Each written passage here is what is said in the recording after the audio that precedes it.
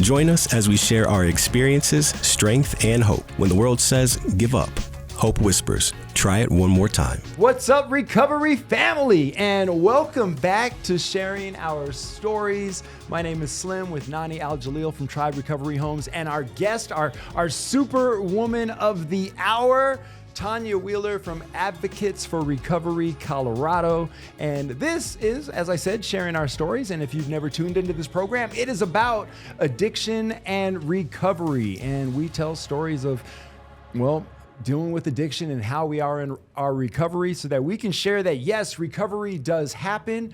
And if you are suffering in addiction or have a friend or a family member that is, maybe you can relate to them a little bit better. Or if you're that person suffering addiction, you can see that there's hope for you and that, yes, we do recover. So welcome to the program. Thank you for being here. Nani, Happy New Year. Happy New Year, Slim. I didn't even think about it. Like, it's our first program of 2024. So it is. Happy New Year. Happy New Year to you. Happy New Year to everybody. Yeah. Did you have an amazing New Year? Tonya, did you have an amazing New Year? You know what?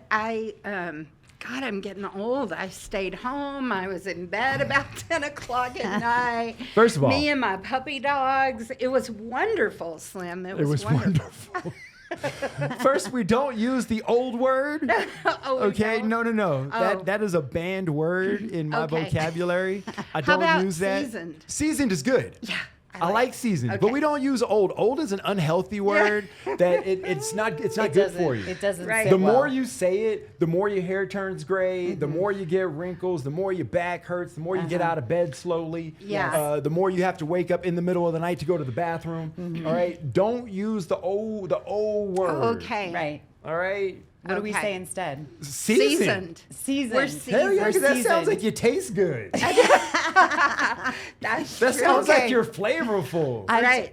Okay, Yeah. we'll go with that. You know, Seasoned. like, I'm seasoned. seasoned. You know, if I call Yeah. you up and we're flirting, and we don't do that, by the way. We don't.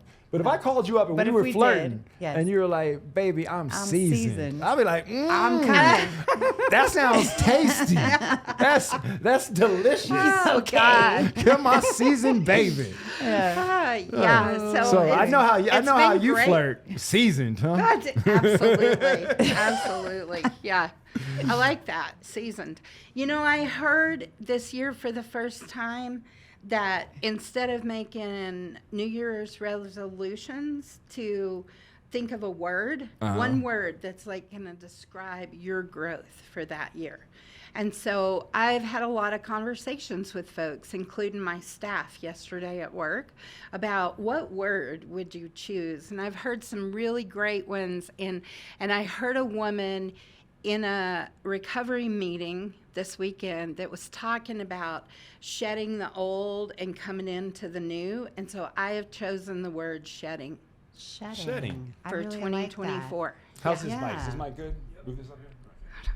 Shedding. It's like a Shedding. release, right? Yeah. let it I don't go. know. I think of a Shedding. snake and like you just lost a whole layer of skin. So part of me is like, Amazing. it's really cool, and the other part of me is like looking on the floor, like, where are you shedding around here, girl? A letting go. Right. Yes. Well, I've had a lot of changes, over the past year in my life, just more in my personal life and stuff. And so, like, buying a Blossoming new and place growing, to bigger live. things. Yeah. Doing a lot of really cool stuff with my family and with my friends. And so it just sort of made sense.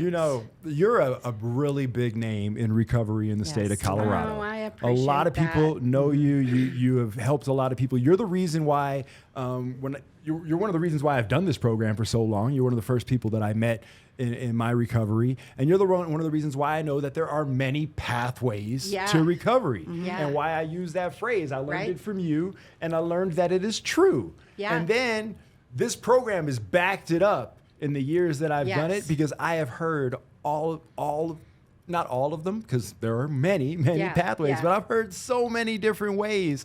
And whenever I hear a different one, I think of you. Then I go, that's just what Tonya said. There's not one way to do this. There's not one way to get clean and sober. There's the one way that I did, And then there's the one way I did. Right. And then there's the one way I did. That's right. So on May 23rd, 1990, when I woke up from my last drink,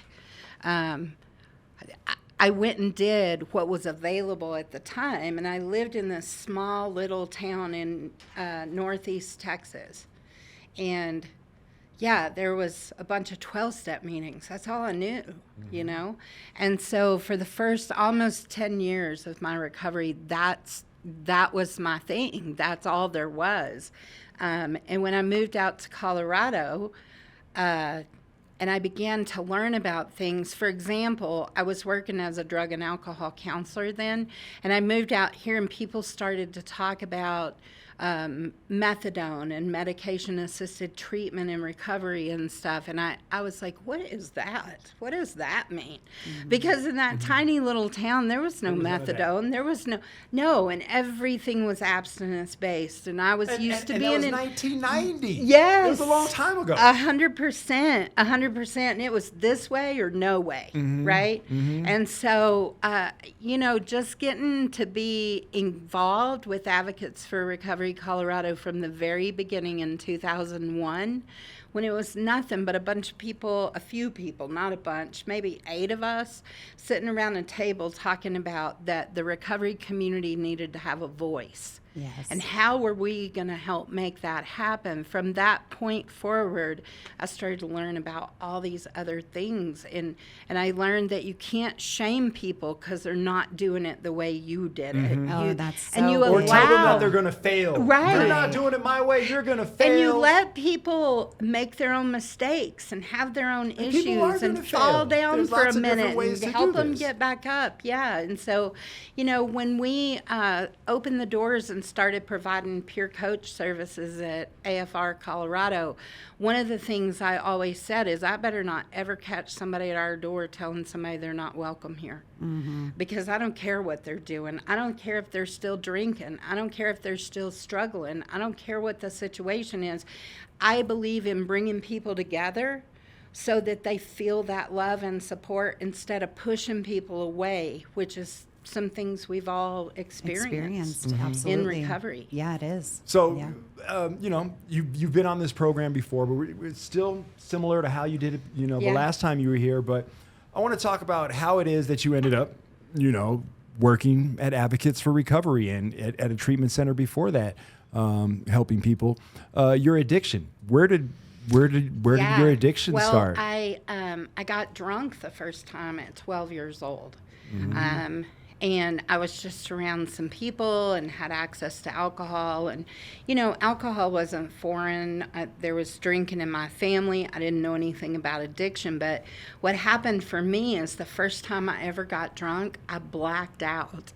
And I thought that was normal. My entire 10 years of drinking, I thought that was normal. And that was your happened. first time you ever drank, you blacked out. Yes, I hear people talk about that I drank for this many years and then I crossed this invisible line, and I didn't have a line. Mine was that way from the very beginning. And I've always said, I drank and used substances for 10 years. And my first drunk was I got drunk, I got sick, I blacked out, I passed out, and I woke up with a hangover. And 10 years later, when I came to on May 23rd, 1990, that last drink had looked exactly like that. I got drunk, I got sick, I blacked out, I passed out. Your and I woke whole up with a drinking hangover. career looked exactly the it never same, was never different changed. from that. The difference in my story is that I started using methamphetamine when I was 18. And so I was just, around some people, and you know how that works. Everybody's partying. And so got introduced to that. And drinking took a back seat from right there. I really spent my days and nights, my life was about where I was going to get the next fix. And so when I came into and it just switched it's insane, And I wouldn't have, I didn't know this back then, but I guess I've always been kind of a go big or stay home kind of person. And the first people that I ever used methamphetamine with, they were shooting it, and they convinced me that that's the only way to do it. So from the very first time I did it, I shot it. And and I never did it any other way. Like, I'm not the girl that has smoked meth. I haven't smoked crack. I don't have nose problems because I was snorting it, because I was injecting it, the entire time. And that took such a big front seat in my life that I couldn't even see that maybe that other stuff had problems too, like drinking, and every time I got drunk, I blacked out, or smoking marijuana, or whatever the case was, So when my life was shambles, because during that time, I'd had 2 little girls. I had my first little girl when I was 16, and my second one at 19. And at although that point, first one you're an alcoholic, and the second one you're an alcoholic on meth. Yes.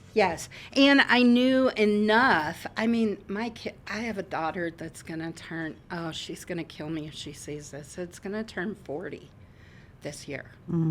And she was 5 when I came into recovery, and her little sister was 1, And the crazy part is that the oldest daughter was the mom in the house. So she took care of me and her baby sister. And when I came in recovery and tried to switch that back, it was a struggle. Because, I could just look at her face and I could say, it's like I could see, you hadn't been doing this. Why do you want to do this now? And so my addiction created a lot of problems. And but the kids were not the priority. My family wasn't the priority. Having a job wasn't the priority. Getting loaded, staying loaded. And what I figured out in my recovery is that it was so painful on the inside, with all that shame and guilt and all that stuff I was feeling, that I couldn't be without chemicals. And so my first thing was, okay, cool, I'll quit using methamphetamine, but I'm not going to quit drinking. And I'm not going to quit smoking pot. And it took about almost another 1.5 years before I put those things down, because I needed the experience of they were making my life just as unmanageable as the methamphetamine You had to prove it to yourself. I did. Yeah. I did. And so with all the things that we do at work now, I tell, when we're training new peer recovery coaches and everything, I tell them, don't get in the way of people's discovery process. Oh, yes. They need that. I needed that. I needed to be able to live and to do what I thought was best, even though it kicked my behind several times. I still needed that personal experience, and I think that's something we have to let people do. What a great way of saying that, too, though. When I say don't let me see anybody get stopped at the door, it's because I don't care what they're doing and what's going on. That warmth, that come on in. How can we help you with your recovery today? That's the deal that's important. So how did you get to, I need to quit? What were the steps that ended, the good, the bad, and the ugly of how you said, you know what, I'm done. Yeah.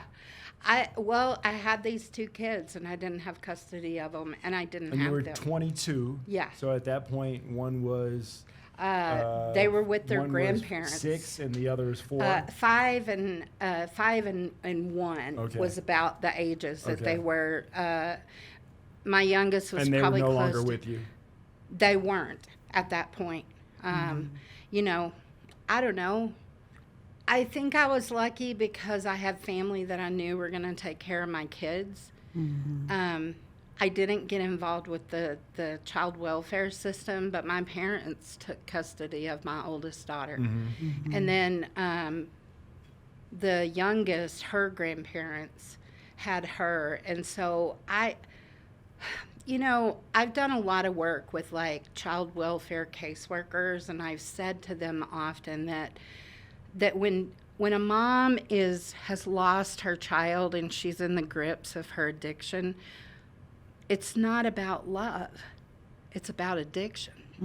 Because I'd have sold my soul to get high again.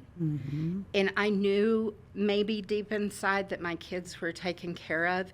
Did that make me not a very good mom? Yeah, 100%. But addiction has such a grip on us. and it doesn't let go until we fight it off, as we all know, right? And so, it was the priority over everything. So I didn't have my kids, and I weighed less than 100 pounds. And I was married to the dealer, and everybody in my life was drug involved.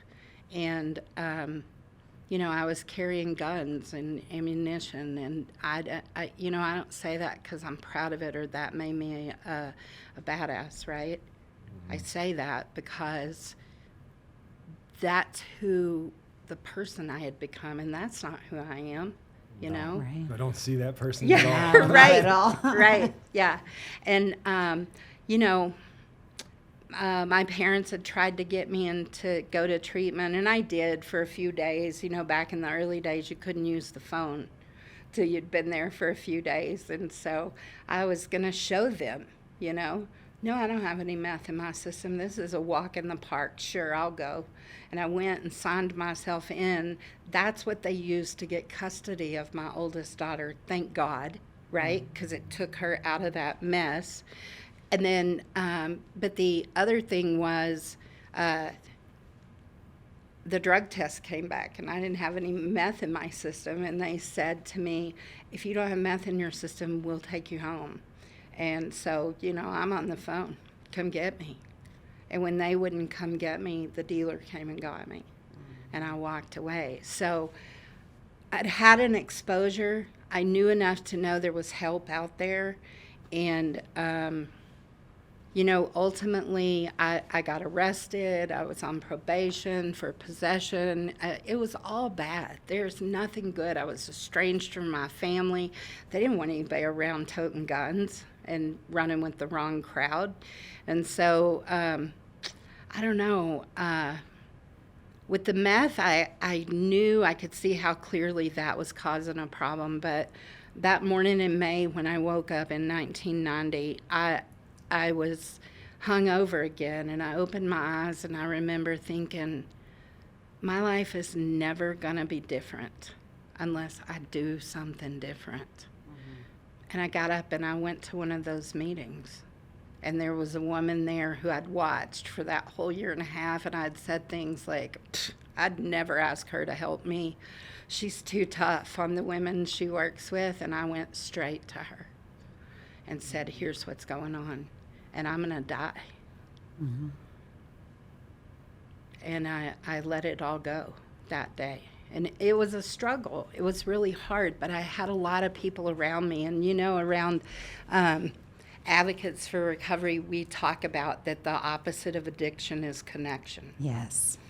And that's not something that we thought up. A guy named Johan Hari wrote a book, and he quoted that. He put that quote in the book, and I just believe it's true. And that's what I had, was connection.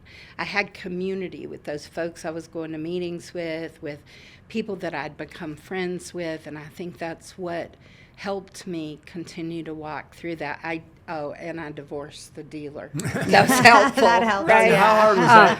How hard was it to separate from those things? Oh man, it was so hard. And I can remember, somebody confronting me once and saying to me, "Do you love him or do you love the drugs he brings in?" Mm-hmm. And I, immediately I was like, "Oh, I love him," but as I've gone through work and therapy and worked on all that stuff, what I realized is we can become addicted to anything. Mm-hmm. Mm-hmm. And I was absolutely addicted to that person. And leaving that relationship was much like detoxing. Yes. Mm-hmm. And I've never been good at relationships, just so y'all know. I've always said my picker's broke. 30. I think that's everybody at this table. Yeah. Okay. All right. You're good on that. We're not good at this. All right. Yeah. So that's not my good side. We're good at recovery, though. Right. Yeah, we were right. good. Absolutely, That's we one are. thing we were good at. I just, I moved Slim. That's how I did it. I moved away from the people. We talk about the geographical cure and how that doesn't big work. Changes that you have to make. But the thing that worked is that I didn't know people, right? And so I had my parents, and I had these people. There was more than just moving from place to place. Right. It wasn't just running away from the drugs. Intensive outpatient meetings, and I had friends, and I had family. Like, I had all that connection. I really still today don't believe that if I'd have stayed in that town where I was doing all that, that I would have been able to maintain my recovery. Those are the kind of people you had around you. Yeah. And they would have seeped back into your life. Well, and I've always said, if you want to see how you're doing in your own life, take a look at who you hang out with. That's great. It'll tell you every time. Somebody came in here once and said, you are the sum of the 5 people you surround yourself with. And I always remember that. Yeah. Yeah. So I began to learn that. I began to learn the importance of, having these new friends and new relationships. And it took some time to build some of that back with my parents, with my kids, with, my oldest daughter and I, when I had 20 years of recovery, we were approached by an organization here that offered to do a video of them interviewing me and them interviewing her. And I still have that video. They showed it at a conference with children. They did a lot of work with the drug endangered children in the state of Colorado, and they showed that video, and then her and I talked. And one of the things that she said on that video that just got me was, she said, I wasn't sure that my mom really wasn't going to drink or do drugs again until she had 20 years. Wow. That's a lot. That's a lot. Yeah, that's a lot. Yeah, because one of the things we know about recovery is that we put down the drugs and alcohol, but then it's all that other stuff, right? So I had not been in their lives. I had not been, my mommy, right? And that trusting relationship. And so to build that back took time. And so, I had to let time take time. And one of the things I've done all throughout my recovery is be in and out of therapy. So end a time and then go back, because new stuff comes up, I get to be a grandma now, and that's amazing. But there was a lot of damage with my parents, with my kids, with, the people that were important to me in my life. And damage that you caused. Yeah, I caused it 100%. And you can't just I tried. Everybody needs to hear that. I tried to go back to my parents and say, but I'm not using drugs or alcohol now. Now you have to trust me. It took time for that to happen. And that's insanity on my part, to think people are just going to go, oh yeah, it's fine. That's a lot of hard work. So yeah, that, man, those early days were tough. Tell me about them. I remember not being able to sleep when I first stopped using meth. I would sleep for an hour or two, and I would have the most horrific nightmares. Sometimes about using drugs, but sometimes things that didn't seem associated with using drugs. And I would wake up and I would be so shook that I couldn't sleep. Especially coming off the needle. I mean, intravenous drug use is a different type of drug use, and it's hard. Yeah. When you're coming off of meth and you've used intravenously, it's and that method of use really changes the game too. It does. Well, and I think it changes our brain. It does. I agree with you. So I get it. People that go, oh, how could you do that?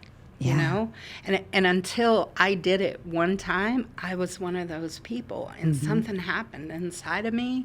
It was no longer scary. It was the solution. It was my relief, And so not being able to sleep, I was living with my parents, with my 2 little girls and the husband at the time. And I just, a lot of the healing, like the brain healing,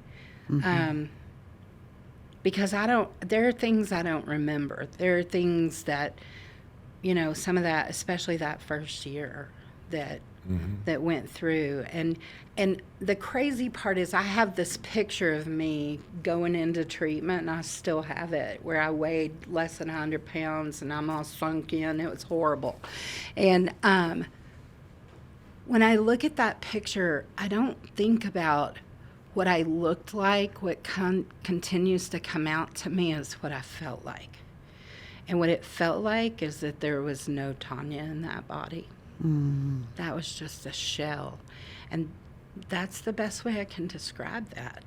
I didn't have any emotion. I remember early on when something would happen and it was funny, and I would laugh, and it was like it would hurt my body because I had not laughed and smiled in so long. I was, I didn't wake up one morning and go, oh, what a pretty day outside. I think I'll go to treatment. That's not how that worked.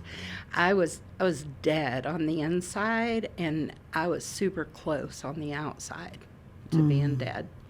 And I just know that it was only by the skin of my teeth that I had just enough willingness to say, okay, I'll try doing this somebody else's way.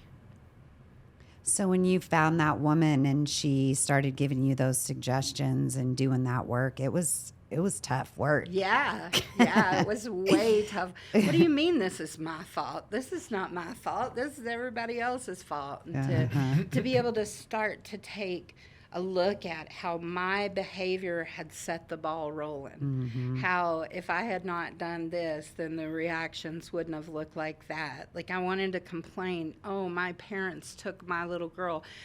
Feel sorry for me. That's so horrible. If I hadn't been using drugs and alcohol and running with the people I was running with, that wouldn't have happened. So I have to look at how I started that domino effect, How do you forgive yourself for things? It's tough. And, I think the way that I have done that the best is to continue to practice to be better at it each day. So I could stay stuck in the fact that I wasn't a good mom and I wasn't there for my kids or there for my parents. And or I could practice opposite action. And to me, I really think that recovery is a lot about opposite action. Opposite from what I used to do, So I think we're creatures of habit, and I think that eventually that's what becomes the habit. So needing to get into this place where I no longer focus just on how horrible I was, and to begin to be able to transition some of that over to, but look what's happening today. This is what I'm doing. And, I was the typical story of somebody going into treatment and within a few weeks, I'm in my counselor's office saying, I want to be a counselor. And she went, yeah, of course you do. and here's what she told me, and this was the greatest advice I could have ever gotten. She said, I want you to go practice recovery for 2 years and build your own foundation in your recovery. And if you still have that desire, you come see me and I'll tell you how to get into college, and I'll help you take those steps to start working in this field. And on my 2nd year anniversary, I showed up in her office and said, I still want to be a counselor. And she said, sit down, I'll tell you how to do that. Well, you weren't full of it because you've been doing it for 25, 7, 28, 32, that makes my seasoned showing. 32 Slim. 33 years. Seasoned in shedding. Yeah. Jeez. But, I see people that say, oh, I just got out of rehab. I'm going to be a counselor. And I'm not shy to say to people, don't do that. Go take care of you. Can you just do that for a little bit? Can you just be, can you just be there for you for a little while?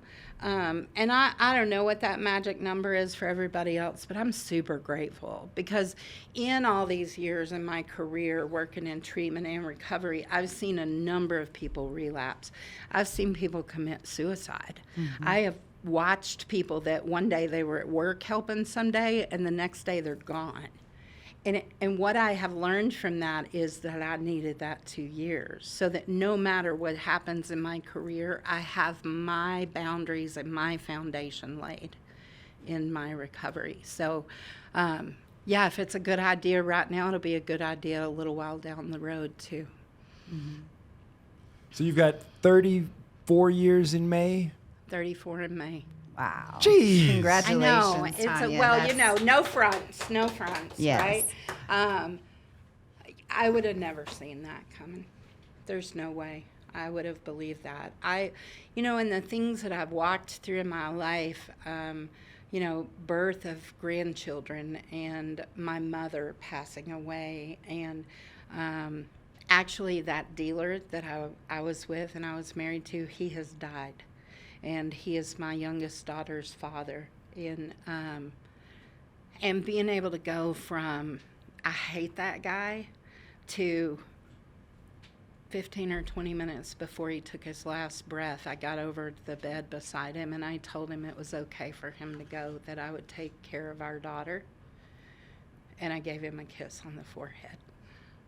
That doesn't happen in the world I was living in before, No. It doesn't. You don't do that. No. And so all of that healing, all of bringing all of that stuff together so that I get to sit as a woman in recovery today and be proud of who I am and how far I've come, how far things have happened, and understand I don't take all the credit for that. Like, a lot of that has been being around people that fed me when I couldn't feed myself. A whole lot of that has been with my relationship with God as I understand God, and getting to that place from a place where I was so afraid of God I wouldn't even say that word when I first came into recovery. Having all of my family, getting to be a part of that. And now my dad, who just turned 81 in November, I get to give back to him. I get to take care of him. Like, I go to Texas like once a month and spend time with him, and it's such a joy to be able to say to him, what do you want to do? Mm-hmm. Or, hey, why don't you come up? He came up here for Christmas. So, and he played, I probably shouldn't say that. There might be some kids around. But he wore a red suit. Oh, yeah. He was joyful. He was joyful. Uh-huh. Yes. He was joyful for the holidays. And you know what? We have these fabulous pictures of, like, me and my sister and my kids and my grandkids, and it's unbelievable.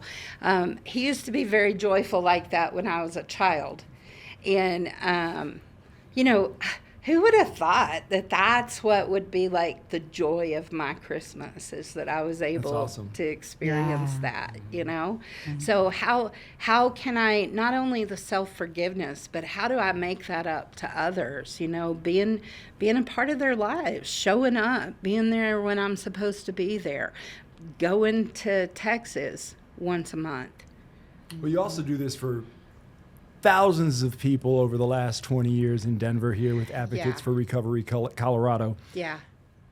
Okay, for people that don't know, a lot of people in recovery all have heard this, but if you have never heard of it, tell people about what Advocates for Recovery Colorado is. So we started out as just what I said, a voice for the recovery community. And I had someone say to me a few years ago, who told you could do that?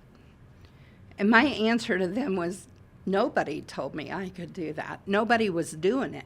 Mm-hmm. We needed somebody to begin to do that. So it was really all about standing up, putting a face and a voice on recovery, letting people see that recovery is real.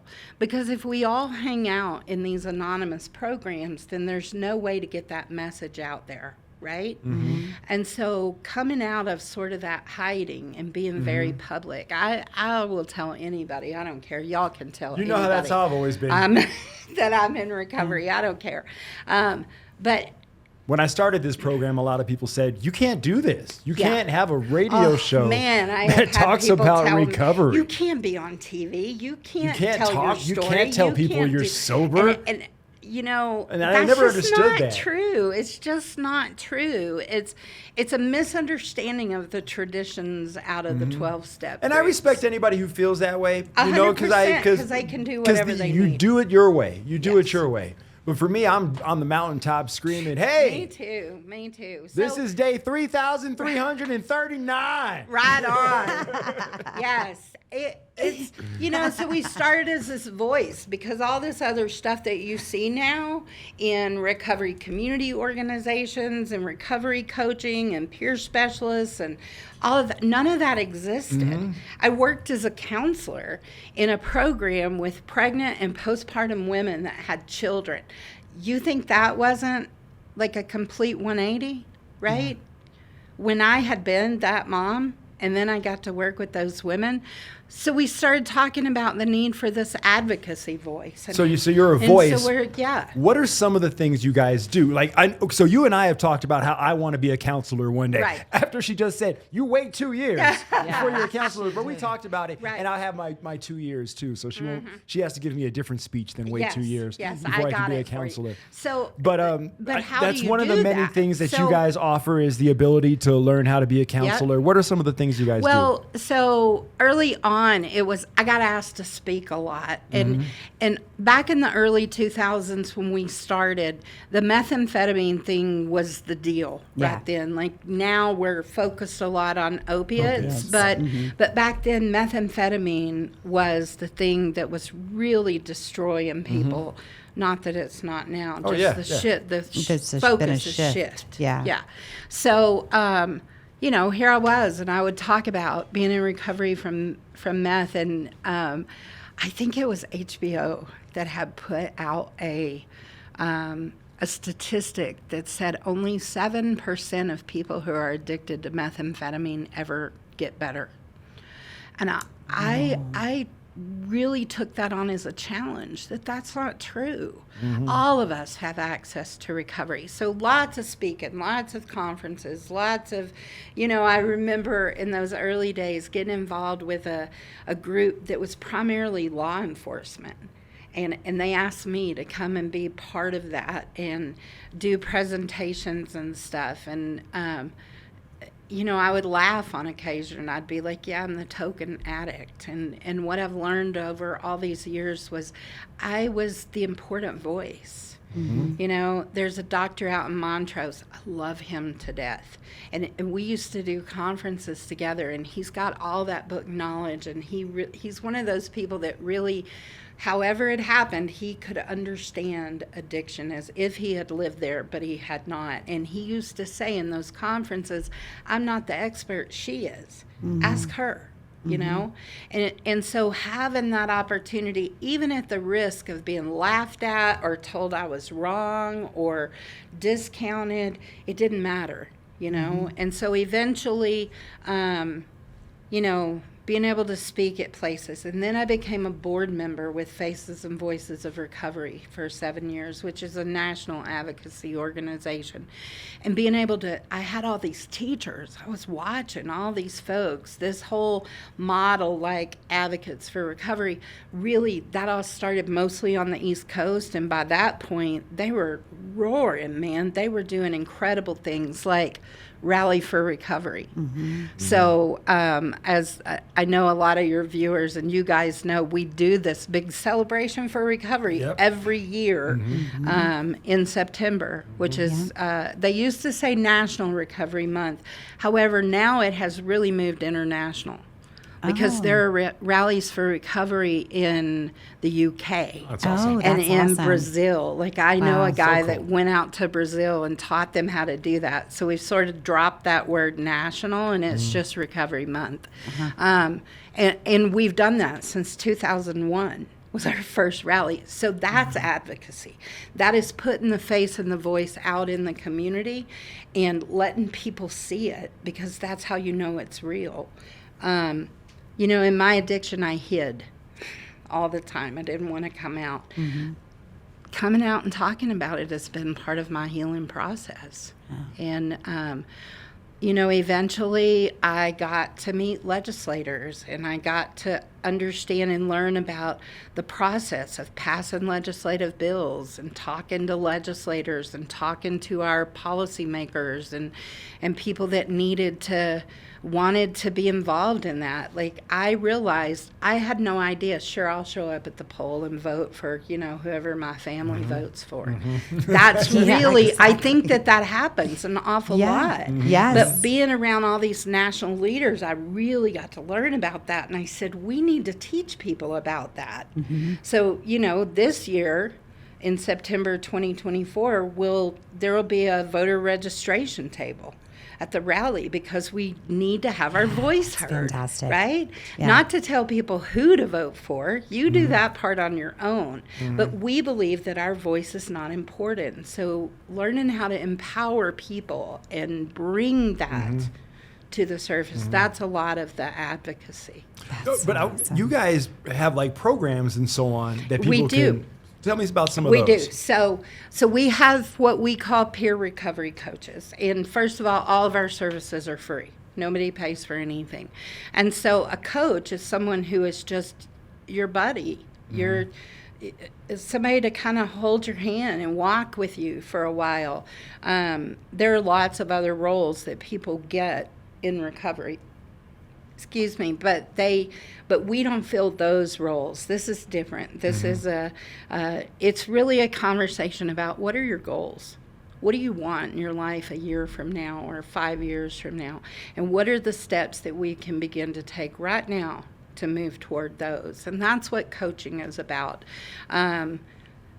Full of resources, Noni and Tribe and those guys, and everything from recovery residences to people that need to get into treatment, that people don't know they don't know where to look for a job if they have a felony, or where can I get diapers and formula, or where's recovery friendly. Like, our coaches, they're all of them in the state, not just ours, but they're all educated on, if you don't know what the resource is, you know somebody to call to say, hey. That's always, that's our big philosophy here. And, Yeah. and it's another philosophy that I got from you, just to be honest, which is that, if we can't help you, we'll find somebody who does. who can. Yeah, That's the thing. Always 100%. finding someone who can. Yeah.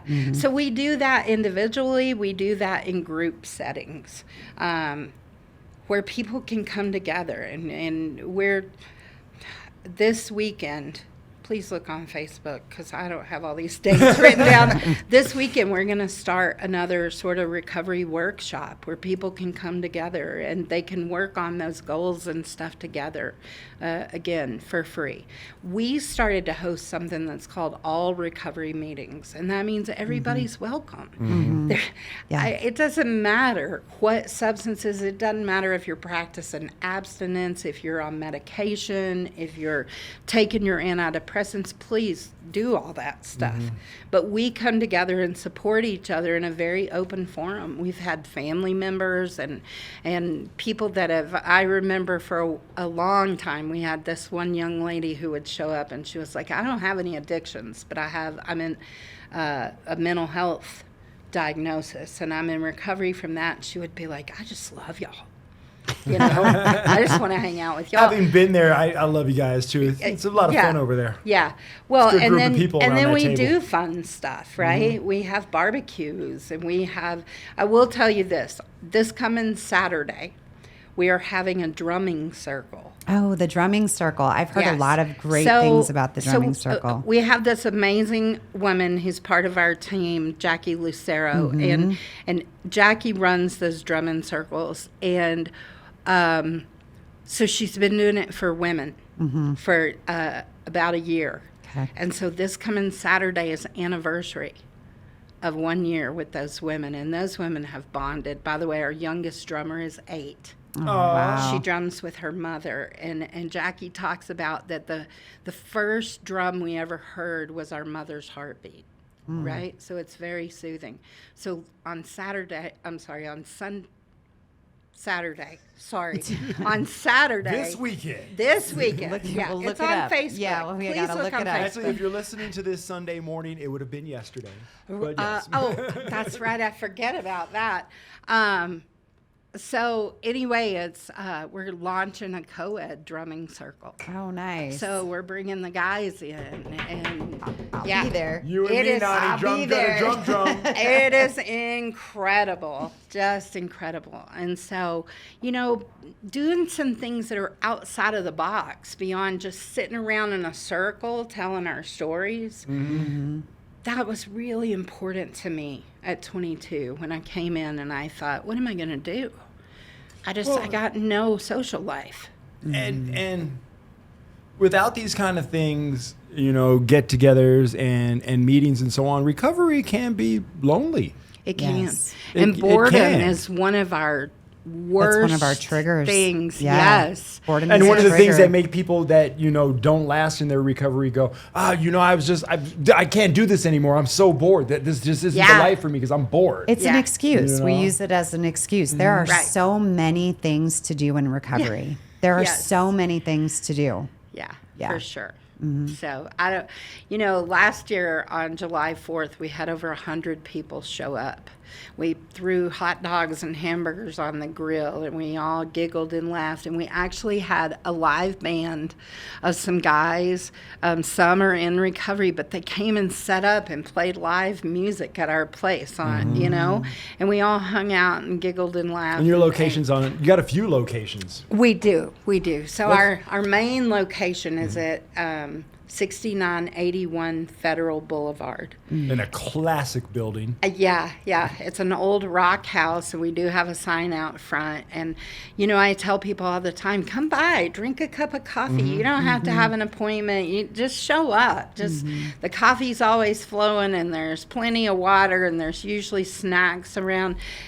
Yesterday, we had a couple of staff. We celebrated their birthday, so we had this huge carrot cake, and there's still some in the fridge. Like that, people just need to come by and show up. So that is where a whole lot of our stuff happens. Is that's sort of our main campus, and then we have an office in Aurora. We have an office in Sterling, Colorado, in the northeast corner, and we have 3 offices out on the western slope: Montrose, Delta, and Durango.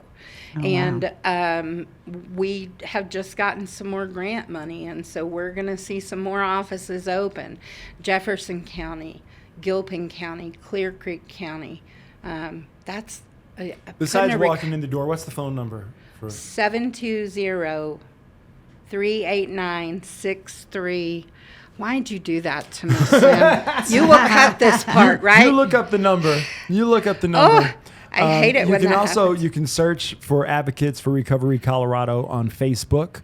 You can also just go on Google, Advocates for Recovery Colorado. Yeah. And you can find them that way. And it's really, you can think of it like as a phone number that is the one phone number for all you need.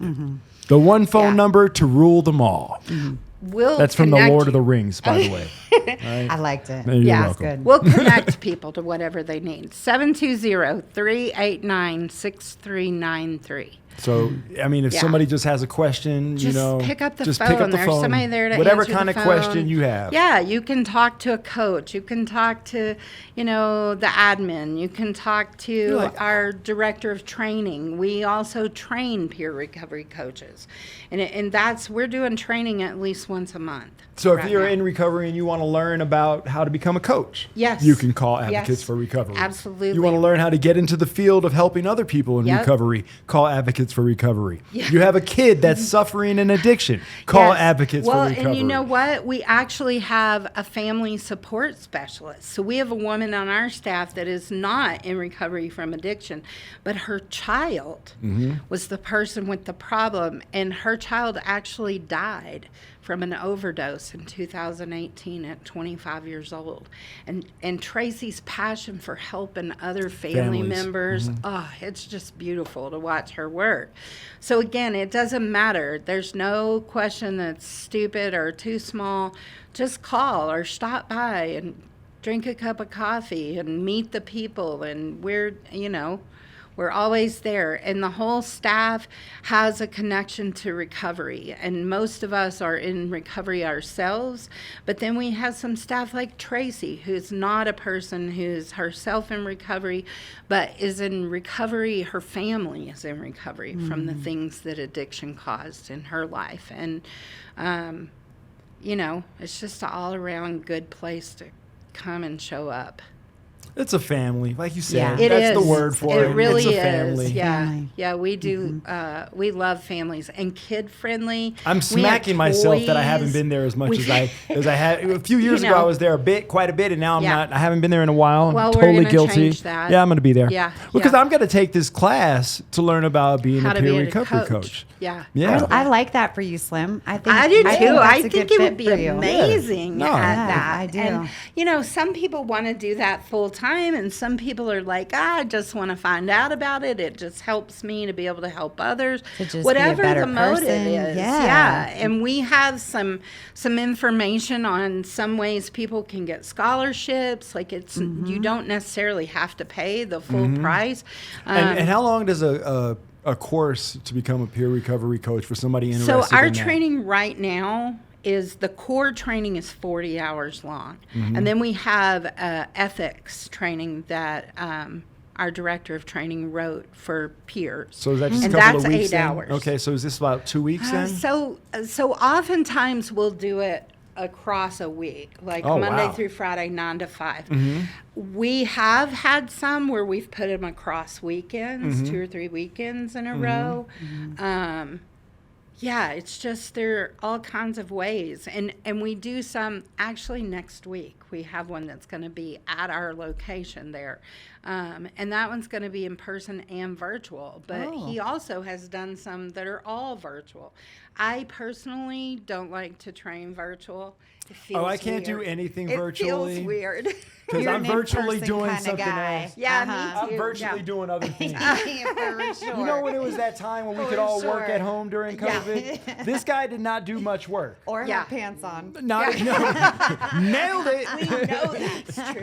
We Both know of you that's ladies do not know that is true at all. Not at all. Yeah. And again, you just call the number and say, this is what I want to learn more about, and somebody is there to talk to. If nobody else is there, I'll talk to you. Well, I was getting that feeling because you kept saying, come have a cup of coffee. Yeah. Come have a cup of coffee. Hey, look, people, I need somebody to come have a cup of coffee with me. Right. Well, and sometimes people show up and be like, where's Tonya? Well, She went out to go get She's some coffee having because coffee. nobody She went was to- here. She went to Texas, or in a couple of weeks, I've got to go spend a few days in Kentucky. So it does happen. But what I want people to know is there's always people there. 7 days a week, by the way. That's new from Oh, the wow. last time Yeah. I was here. We have staff on at that location 7 days a week. Oh, wow. And So, what are the hours? 7 days a week at random times. So here's the truth. Typically by 9 in the morning, there's Yes, no. staff there. Right? I know we that you're don't staffed. Look, we don't wake up and go to work at 7 a.m. I don't. Mm-hmm, Don't come there looking for me at 7 a.m. There's usually somebody there until at least 6 in the evening. So I think on our Facebook thing, it probably says 9 to 5, 9 to 5 something is what we like figured, that. yeah. That's the ideal time to catch somebody there. But we have all recovery meetings. Like there's one on Wednesday nights that is 6:30 to 8. So there's people there tonight. We have a couple of 12-step groups that have meetings at our location. So it's not like if you're not there by 5 o'clock, nobody's going to be there. And you guys throw all these cool little parties, like there'll be New Year's parties or Christmas parties or I'm sure a Valentine's get together, a singles mingles. I just heard that today, that one of the coaches is working on See? a Valentine's I'm get nailing A it. together. singles mixer. Singles mingles. Right, singles mingles. I like that. Yeah, I made that Yeah, up. yeah. Yeah, so there's all kinds of stuff, We had our big Christmas party this past Christmas at our Aurora office, Wow. which was cool Yeah. because I went to it's- one of those long yeah, ago. Yeah. There was a white elephant exchange. Yeah, it was fun. it's Those are still like fun. that. Yeah, it's like that. craziness. Yeah, we You get don't down ever with that. know. Yeah. Yeah, it's a lot of fun. So you just, let us know how we can help. Let me know how I can help. I love anytime. Laura on Facebook. She gave all the information for us. Oh, Advocates for good. Recovery, Colorado, 720-389-6393. She said, call us. Thanks, Laura. She said, we have coffee and snacks. Snacks. Get with it. Come get coffee Laura's and coming snacks. through with the snacks. Thanks, Laura. Absolutely. But absolutely, if you're somebody that's in recovery and you're like, man, I need to make friends, or I need a place to find fellowship and so on. I'm looking for more meetings, or I'm looking to engage. Social time. Yeah, people don't think about that. That's so important. It is. Yeah. Finding new friends as we're letting go of some of those old folks. And especially them. and you can't, when you show up at an event and there's 100 people there, there's plenty of opportunity to meet some new people. Mm-hmm. Yeah. By the way, Laura works for us. Oh, I got think I met Laura. Laura is the manager over our emergency room peers. Hey, Laura. Oh, yeah. Love you. So what do you have planned for this year? Because one of the things you mentioned at the very beginning was you were talking about, man, I got, a lot of things going on this year, and things continue to grow and blossom. Yes. And I thought that was really cool when you started off by saying that, because as we said, you're coming up on 34 years in your recovery. And to see somebody still say, oh, man, things are still growing. I'm still changing. I'm still blossoming. Yeah. Is a wonderful thing. Well, in 2017, me and James Gannon, who was the first I remember James. Yeah, James is awesome. So James and I started working at that location on Federal. It was just the two of us. Mm-hmm. Right now, today, we have 20 staff members in 6 offices across the state. Wow. I just named 3 more counties where there's going to be folks going in. We just got a grant out of Denver County, and so we're going to put some multicultural stuff in Denver. We just got some money to go into Boulder, actually, where Tribe is, and I know that, and we're going to put one person in there. I'm actually talking with them about having a spot in the house in Boulder. Nice. It's just going to keep growing, because what I know happens is that people go to treatment, and at however many days, they flip you a chip and they say good luck, and you go back out there. And the problem is that we're not making sure that people have services and access to this connection when they leave. So I have always said it's easy to stay drug and alcohol free in treatment. I've done it 4 times, right? The problem is when I step out of that building, now where do I connect? And there are a lot of different places, but please know that Advocates for Recovery is one of those places. My goal is to keep putting locations in rural Colorado, because can you imagine if you live in Pueblo. There you go. Yeah. You live in Pueblo, you come Definitely. into Denver, and you come into treatment, and you have a wonderful experience for whatever, 30 to 60 days or whatever that is, and you go back to your old neighborhood with the same people, the same friends, the same family, and nobody has told you how to connect to folks except, oh, hey, here's a meeting list to AA. Right? Which is great for some people, but not everybody's going to do that. And so we have to create this opportunity for people to find connection in their home community.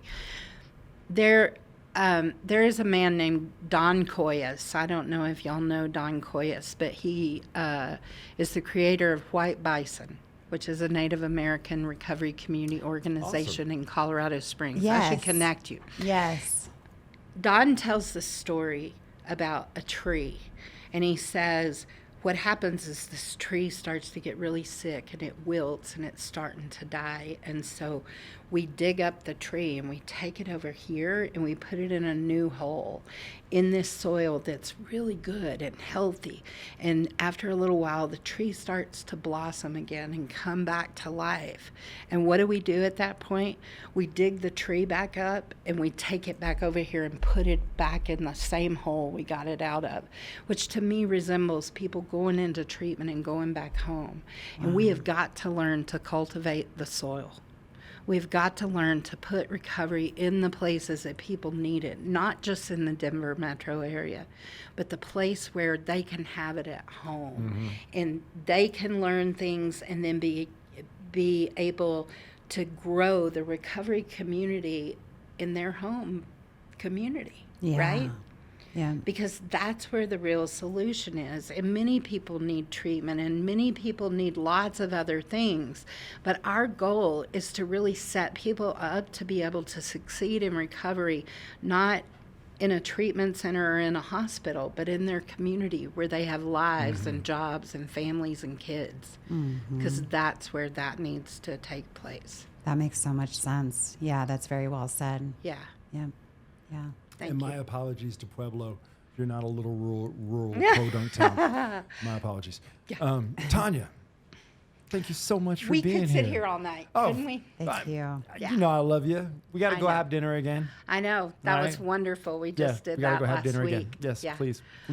Yeah. Advocates for Recovery Colorado, I thank you for, you didn't form it by yourself. It was with a group of people, right? Yeah. Thank you to you and this team. Yeah. I don't get all the credit. Yeah. I was one of the founding board members. But thank you to you But and this I whole don't, team. yeah. There were 3 gentlemen that were very instrumental in the beginning that were at that table. And they had been meeting for a few months. And then I showed up at the table and I've never left. And none of those 3 are doing the work that they did before. 2 of them don't live in the state anymore, and the other one has retired.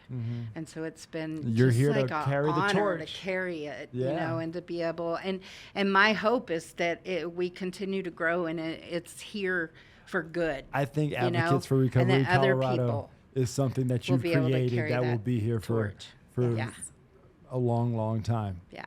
And thank you for all the work that you Thank guys are you. doing. Thank you for, I can't You believe know I this love is, you. you know I that's why love you. we keep And being together. I know, we keep getting brought back together. But, you know, what you're doing, Slim, this show, I don't care what time it is. For one thing, it's posted on Facebook. You can go back on sharing your stories on Facebook and look at past shows and listen to them. And Noni, you're sitting here with him and keeping all the guests coming. We know who's doing that. She does It's all the work. Noni. She Yes. does all the work. Yes. And this And- is true. I'm not even being sarcastic. She does all the work.